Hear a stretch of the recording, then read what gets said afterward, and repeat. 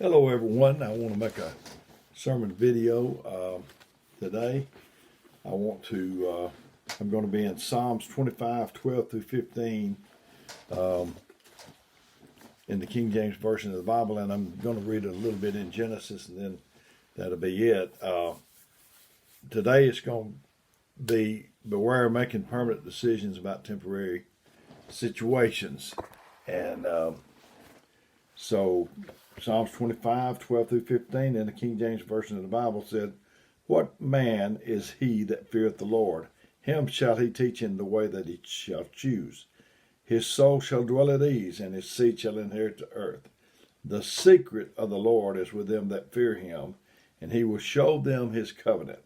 Mine eyes are ever toward the Lord, for he shall pluck my feet out of the net." So we all have to make decisions. And we want to make the best ones, of course. And I've made plenty of bad decisions. I thought about the man that I think, say if I can get it together, a little boy said, "We heard you're the wisest man in the city. How is it?" And he said, I make the best decisions." And they said, "Well, how did you come to be where you made the best decisions?" He said, "By making a lot of wrong decisions." So there's no shortcut. But Genesis 25:29 through 34 in the King James Version of the Bible said, "And Jacob sowed pottage, and Esau came from the field, and he was faint. And Esau said to Jacob, Feed me, I pray thee, with that same red pottage, for I am faint. Therefore was his name called Edom. And Jacob said, Sell me this day thy birthright. And Esau said, Behold, I am at the point to die. And what profit shall this birthright do to me? And Jacob said, Swear to me this day. And he sware unto him. And he sold his birthright unto Jacob. And Jacob gave Esau bread and pottage of lentils. And he did eat and drank and rose and went his way. Therefore Esau despised his birthright. To make good decisions, sound decisions, you have to have good information. You have to slow down. It's like driving and needing to turn somewhere. If you don't slow down, you'll miss your turn. You know, I've heard people say, when you don't know what to do, just do something. Well, I'm afraid that's not it. That's what's wrong with us now. It's when we don't know what to do, we just do something. Just do something crazy and hope it works. When we don't know the answer, we just tell them something. And that's not the right thing we need to do. Bad decisions and making decisions too fast, it might affect the next 20 years of your life. You made the wrong decision. If you just waited and gathered your information together, just settle yourself down, you could have made the better one, the best one. We make permanent decisions over temporary situations. Fear, it'll rush you. It'll cause you to get in a hurry, and you'll look past things that you need to do. For example, somebody said, somebody that was about to buy a house said, "I don't need any inspection. I don't need no appraisal. The Lord will bless." Well, I'm sure he'll bless, but you need to think this thing through. God's dependent on you to do the best you can. We don't need to get him in on every little decision, whether to eat a certain thing or not, or whatever like that. We need to reserve those things for those destiny decisions. I'm not getting an appraisal. I just believe God. Practical decisions require practical senses. You have to use common sense. Using common sense to frame your decisions is critical. You need to raise your hands up and say, Teach me, Lord, what to choose. Teach me to make the right decisions so I don't get off course about my future, so I don't do something crazy, so I can stay on schedule. Help me to choose the right thing. When you make decisions, good decisions or bad decisions, it affects your kids and everybody connected to you.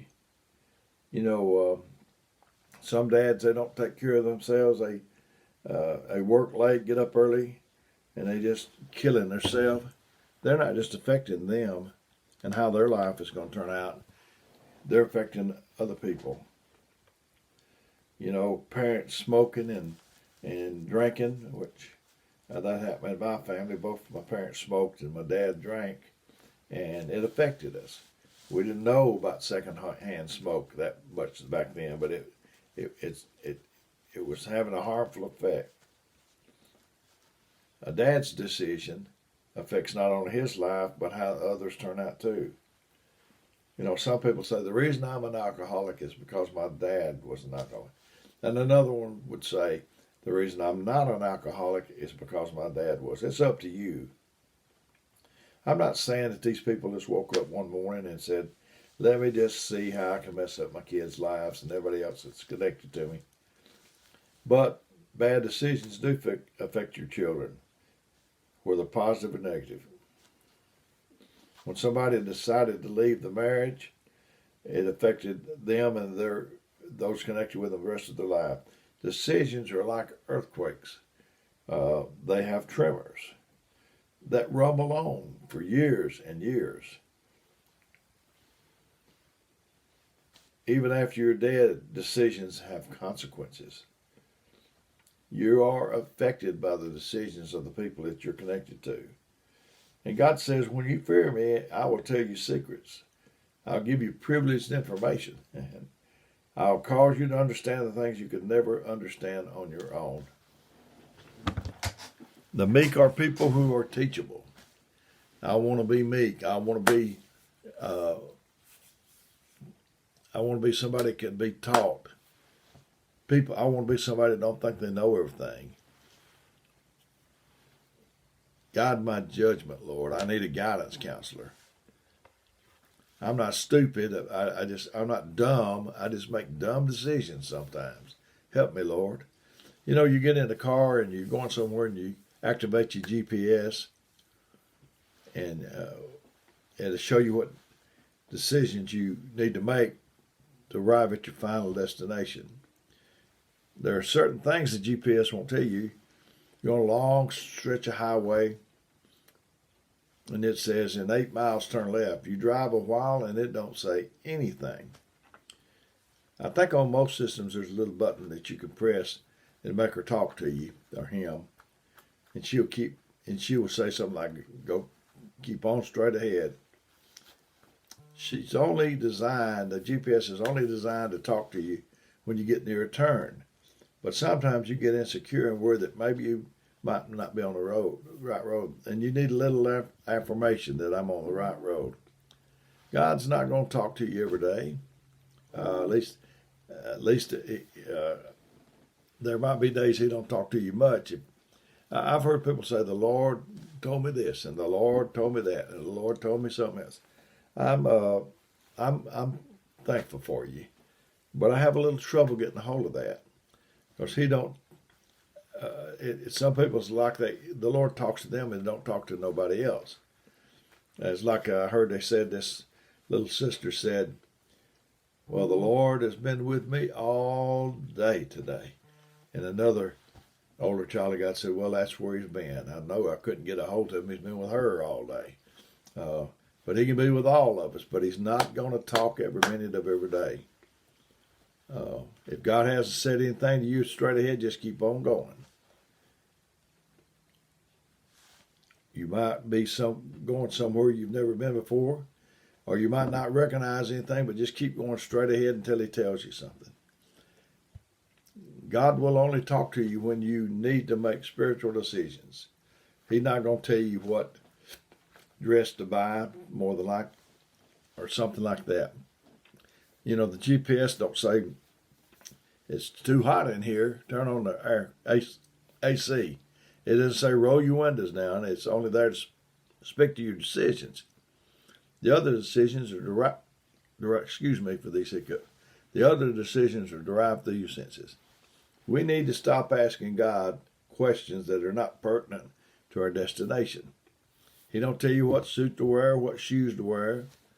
You make them having good information and listening to your senses. You may ride a whole long ways and God don't say anything because it's not time for a turn. In the whole lifetime, I don't know how many destiny decisions we have, 20, 50, but it's not a whole lot of destiny decisions in the whole lifetime. You don't have a destiny decision every day.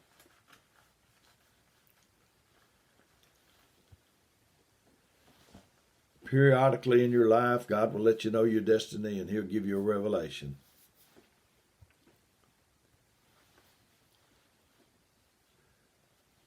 It's, every decision we make is not a spiritual decision, so we don't have to get too deep or spiritual to make it. Some decisions can't be made through information. They have to be made through revelation, and that's wisdom. You must get in touch with God and God alone and get God to reveal what His divine purpose is in your life. And He alone will tell you when it's time to turn left and to turn right. But we have a lot to say in our own destiny. But we need to listen for the Lord. We need to include Him in on everything. Bad decisions, I've married people in 20 minutes. They can say more than they can get out of, and in 20 years, it's already settled. But I've enjoyed getting this to you today. I care about you very much. I care about you very much, and I want this to help you. I'm going to give you my phone number, 256-508-4410. If you need me, if I don't get back to you right away, I will when I can. And leave me a message if you would. I love you, and I have enjoyed getting this to you today. And until next time.